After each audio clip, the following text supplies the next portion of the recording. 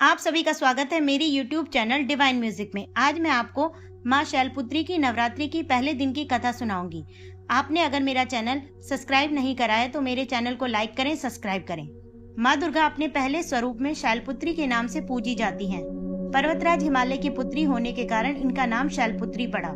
अपने पूर्व जन्म में ये प्रजापति दक्ष की कन्या के रूप में उत्पन्न हुई थी, तब इनका नाम सती था। इनका विवाह भगवान शंकर जी से हुआ था। एक बार प्रजापति दक्ष ने बहुत बड़ा यज्ञ किया, जिसमें उन्होंने सारे देवताओं को अपना अपना यज्ञ भाग प्राप्त करने के लिए निमंत्रित किया, किंतु शंकर जी को उन्होंने इस यज्ञ में आमंत्रित नहीं किया।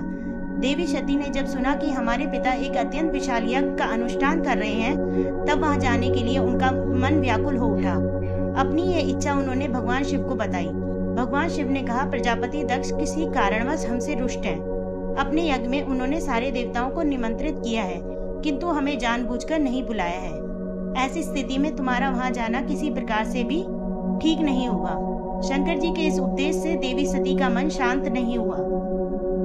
पिता का यज्ञ देखने और वहां जाकर माता बहनों से मिलने के लिए उनकी व्याकुलता बढ़ गई। सती ने पिता के घर पहुंचकर देखा कि कोई भी उनसे आदर और प्रेम से बातचीत नहीं कर रहा है।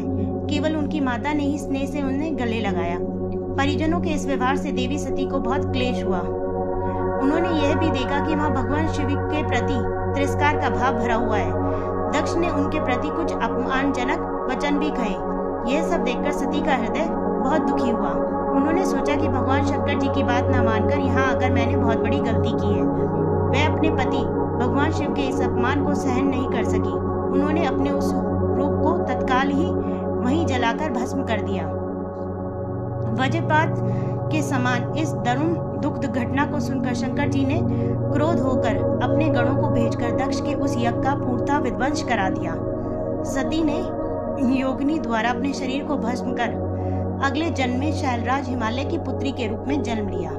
इस बार वह शैलपुत्री नाम से विख्यात हुई। पार्वती, हेमवती भी उन्हीं के नाम है।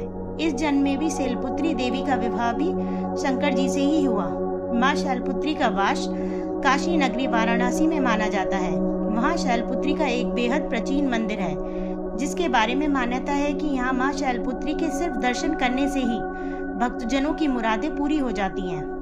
कहा तो यह भी जाता है, नवरात्र के पहले दिन यानी प्रतिपदा को जो भी भक्त माँ शैलपुत्री के दर्शन करता है, उसके सारे वैवाहिक जीवन के कष्ट दूर हो जाते हैं। चूंकि माँ शैलपुत्री का वाहन वृषभ है, इसलिए उन्हें वृषभ रूणा भी कहा जाता है। इनके बाएं हाथ में कमल और दाएं हाथ में त्रिशूल रहता है। बोलो माता शैलपुत्री की जय। बोलो दुर्गे माता की जय।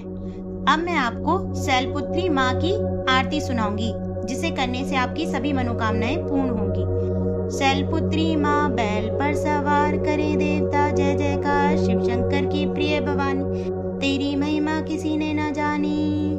पार्वती तू उमा कहलावे, जो तुझे सिमरे जो सो सुख पावे। श्रिद्धि सिद्धि पावन करे तू, दया करे धनवान करे तू। सोमवार को शिव संग प्यारी, आरती तेरी जिसने उतारी, उसकी सगरी आस पुजा दो, सगरे दुख तकलीफ मिला दो। घी का सुंदर दीप जला के, गोला गरी का भोग लगा के, श्रद्धा भाव से मंत्र गाएं, प्रेम सहित फिर शीश झुकाएं। जय गिरिराज किशोरी अम्बे, शिव मुख चंद्र चकोरी अम्बे, मनोकामना पूर्ण कर दो, भक्त सदा सुख शांति भर दो। बोलो शैलपुत्री माता की जय। अब मैं आपको माँ शैलपुत्री की पूजा विधि बताऊंगी। आप सब ध्यान से सुनिएगा। प्रतिपदा को कलश स्थापना करके नवरात्रि की पूजा और व्रत का संकल्प करें। इसके बाद माँ शैलपुत्री की पूजा करें। उनको लाल पुष्प, सुंदर अक्षत, धूप, गंध आदि चढ़ाएं। फिर माता के मंत्रों का उच्चारण करें। दुर्गा चालीसा का पाठ करें। पूजा के अंत में गाय के घी से दीपक या कपूर से आरती करें। माता रानी को जिन फूलों और मिठाइयों का भोग लगाया है, उसे पूजा के बाद प्रसाद स्वरूप लोगों में बांट दें। बोलो दुर्गे माता की जय। बोलो माँ शैलपुत्री की जय। ऐसी अच्छी जानकारी के लिए मेरे YouTube चैनल डिवाइन म्यूजिक को लाइक और सब्सक्राइब करें। धन्यवाद। बोलो दुर्गे माता की जय।